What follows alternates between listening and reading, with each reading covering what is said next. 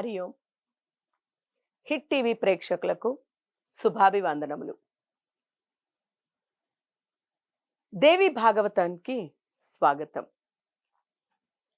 యజ్ఞాలలోని భేదాలు, యజ్ఞం ఎలా చేసుకోవాలి, ఆ జగజ్జనని యొక్క అనుగ్రహాన్ని ఎలా పొందాలి అనేటువంటి విషయాలన్నీ మనం తెలుసుకుంటూ వస్తున్నాము.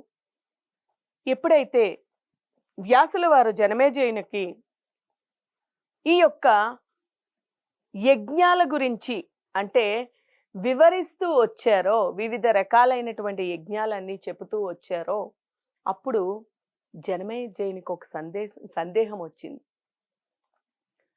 స్వామి, మీరు ఇంతగా చెప్తున్నారు, అసలు ఇంత చేస్తూ ఉండేటప్పుడు అలనాడు ద్రౌపది ఎందుకు ఆ రకంగా బాధపడింది, నా తండ్రి ఎందుకు బాధపడ్డాడు, ఇవన్నీ కూడా గుర్తు వచ్చాయి ఆయనకి.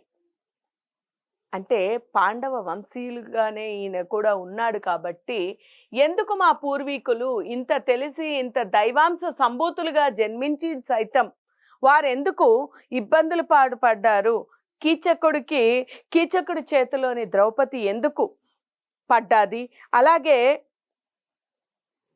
జరగాల్సింది కేవలం జరుగుతూ ఉంటుంది అనేటప్పుడు, అంటే కీచకుడి చేతిలో ఎందుకు పడ్డాది యజ్ఞాలు చేసినప్పుడు, మరి యజ్ఞాలు చేస్తే విపరీతాలు వస్తాయి అన్నప్పుడు మనం చేయకుండా మానేసి జరగాల్సింది జరుగుతుంది కాబట్టి మనం ఏమి చెయ్యక్కర్లేదు అని అనుకుంటే మరి అది తప్పంటారు. మరి ఏమి చెయ్యాలి, పరమాత్ముడిని ప్రసన్నం చేసుకోవాలంటే ఏం చెయ్యాలి, ఆ జగన్మాత యొక్క అనుగ్రహాన్ని పొందాలి అంటే ఏమి చెయ్యాలి అని వివిధ రకాలైనటువంటి ప్రశ్నలతోని వ్యాసుల వారిని విపరీతంగా అడగసాగాడు.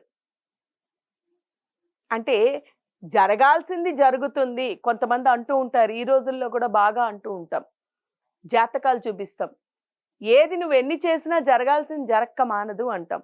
జరగాల్సింది జరక్క మానదు వాస్తవం.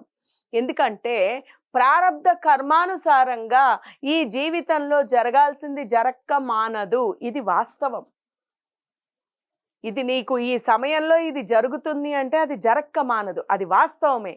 అయితే దీనిని మార్చుకోవడం మార్కండేయుడు మృత్యుంజయుడయ్యాడు. ఎందుకయ్యాడు? ఆయనకి కర్మానుసారంగా ఆయన చిన్నప్పుడే చనిపోవాలి. కానీ ఆయన పరమాత్ముడిని పట్టుకోవడం వల్ల పరమాత్ముని యొక్క అనుగ్రహంతో ఆయన మృత్యుంజయుడయ్యాడు. అంటే ఇక్కడ జరగాల్సింది జరిగినప్పటికీ, మనం ముందు ఎపిసోడ్లో కూడా చెప్పుకున్నాం, ప్రారబ్ధ కర్మాన్ని ఎవ్వరూ తప్పించలేరు, నువ్వు ఎన్ని చేసినప్పటికీ ప్రారబ్ధ కర్మాన్ని అనుభవించాలి అని చెప్పుకున్నాం. అంటే ఈ చేసేటువంటిది అనుభవించేటువంటిది ఏదైనప్పటికీ కూడా ఆ జరిగేటువంటిది దానిలోని సడలింపులు మార్పులతో సైతం తన తలరాతని తాను బ్రహ్మ తన తలరాతని రాసి ఆ బ్రహ్మ తలరాతని రాయగలుగుతాడు, కానీ బ్రహ్మ సైతం తలరాతని మార్చలేడు. కానీ నీ తలరాతని నీవు మార్చుకోవాలి అన్నా, నీవు మార్పు చెందాలి అన్నా పరమాత్ముని యొక్క పాదం పడితే, ఆ జగజ్జనని యొక్క పాదం పట్టి జగజ్జనని యొక్క అనుగ్రహం ద్వారా నీవు దాన్ని తప్పించుకోవచ్చు, దాటవచ్చు. అంటే జరగాల్సింది జరిగేది ఉన్నప్పటికీ, ఇప్పుడు మనం అక్కడ ఒక యాక్సిడెంట్ అయ్యి అందులో పడేది ఉంది.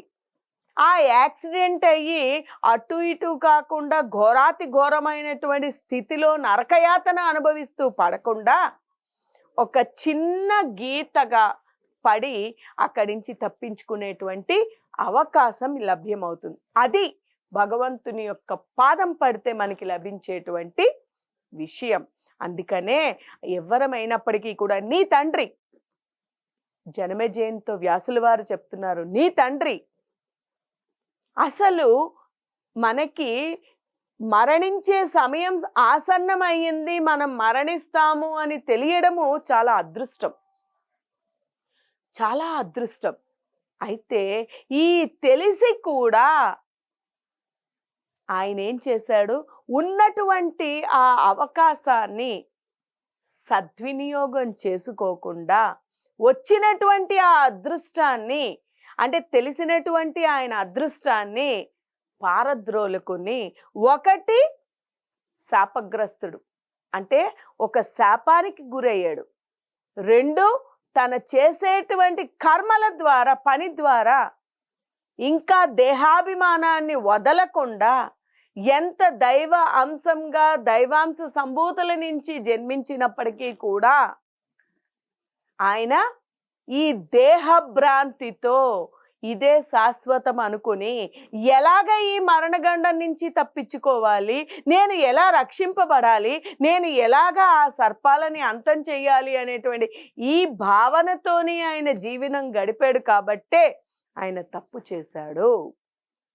ఎప్పుడైతే నీకు మరణకాలం అనేది ముందే తెలిసిందో, ఈ ఉండేటువంటి సమయాన్ని సద్వినియోగం చేసుకొని, నాయనా నేను ఈ ఉన్నంతసేపట్లోని ఉన్నప్పటే ఆ పరమాత్ముని యొక్క అనుగ్రహాన్ని పొంది మనం పరమాత్మ స్మరణలోని ఉంటే కనుక నీకు ఎటువంటిది అంటకుండా సద్గతి లభిస్తుంది నాయనా. నువ్వు చేసినటువంటి దానికి, నువ్వు చేసిన పుణ్యానికైతే స్వర్గానికి వెళతావు, పాపానికి నరకానికి వెళతావు. అంతేగాని ఇక్కడే ఉండి ఎలాగైనా నేను దాన్ని తప్పించుకోవాలి అంటే నీ తండ్రికి పట్టింది ఏ గతి నాయనా. అలాగే నీవు కూడా చాలా పెద్ద తప్పు చేశావు. తక్షకుడిని రక్షించడానికి, తక్షకుడిని అంతం చేయడానికి ఒకరి మాట విని ఆ మాట ద్వారా నీవు ఒక్క తక్షకుడు కోసము కొన్ని లక్షల సర్పాలను ఆహుతి చేశావు. ఈ యొక్క పాప కర్మ, అలాగే శాపగ్రస్తుడుగా అయినందుకు ఆ శాపం యొక్క, ముని యొక్క శాపము, ఇవన్నీ కూడుకొని సద్గతి పొందకుండా ఇటు ఈ యొక్క జీవన దేహాన్ని దాల్చి దేహదారుడుగా ఈ యొక్క రాజరికంలో ఉండకుండా మధ్యలోని కొట్టిమిట్టాడుతున్నాడు నాయనా. ఆ కొట్టిమిట్టాడుతున్నటువంటి నీ తండ్రికి సద్గతిని ప్రసాదించగలిగేది కేవలం నీవు మాత్రమే. అలాగే నీవు చేసినటువంటి ఆ యొక్క యజ్ఞం వల్ల, అంటే ఆయన చేసినటువంటిది తమో యజ్ఞం, నీవు చేసినది తమో యజ్ఞం నాయనా. ఎందుకంటే సర్పాలకి అన్నిటికీ కూడా సర్పాలని ఆహుతి అవ్వాలి అంటే ఆయన తమోగుణ సంపన్నుడు అయ్యాడు. అక్కడ ఒకళ్ళు చెప్పిన మాట విని తన తండ్రిని అంతం అవడానికి, తన తండ్రి అంతం అవడానికి కారణమైనటువంటిది సర్పం.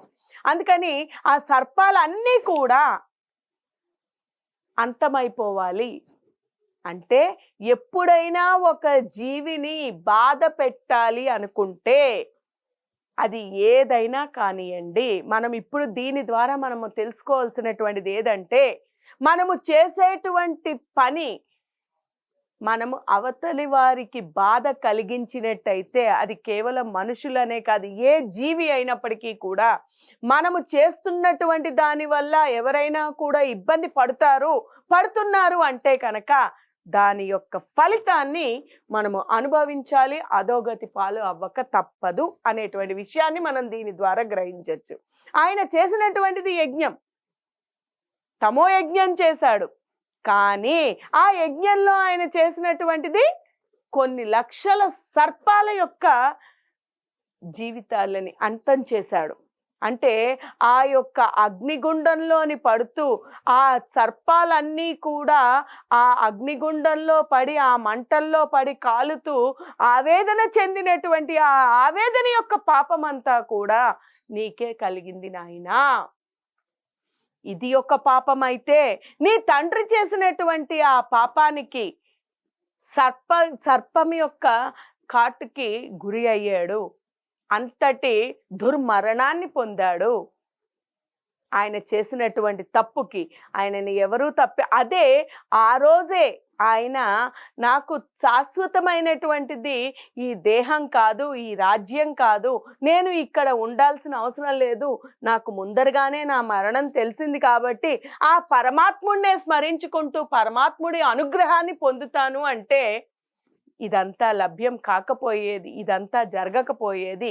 అందువల్ల ఇదంతటి నుంచి కూడా విముక్తులు అవ్వాలి అన్నా నీ తండ్రికి సద్గతిని కలిగించడంతో పాటు నీవు కూడా సద్గతిని పొందాలి, నీవు కూడా నీ రాజ్యాన్ని, నీవు నీ యొక్క జీవితాన్ని సన్మార్గంలోని నడుపుకోవాలి అంటే కేవలము జగన్మాత యొక్క ఆ దేవి యజ్ఞం తప్ప నిన్ను ఇంకేది రక్షించలేదు, దానిని మించినటువంటిది ఇంకొకటి లేదు.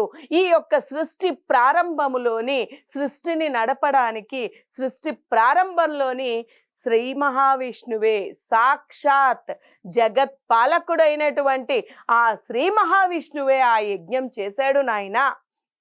ఆ దేవి యజ్ఞం చేశాడు కాబట్టే ఆయన యొక్క పాలన చేస్తూ ఆ జగన్మాత యొక్క అనుగ్రహాన్ని పొంది సర్వకాల సర్వావస్థల్లోని కూడా ఆ పరమేశ్వరి యొక్క అనుగ్రహంతోనే తన యొక్క పాలనని తను కానిస్తున్నాడు నాయన. జగత్ రక్షకుడికే తప్పలేనప్పుడు మనమెంత నాయన. అందుకని దేవీ యజ్ఞం చేయమని చెప్పగానే స్వామి నాకు ఏ రకముగా చెయ్యాలి దేవి యజ్ఞము, నేను ఏ దారిగా చెయ్యాలి, నీవే హోతగా ఉండి దగ్గర ఉండి నా చేత అదంతా చేయించిన స్వామి అని వ్యాసుల వారిని బ్రతిమిలాడడం జరిగింది.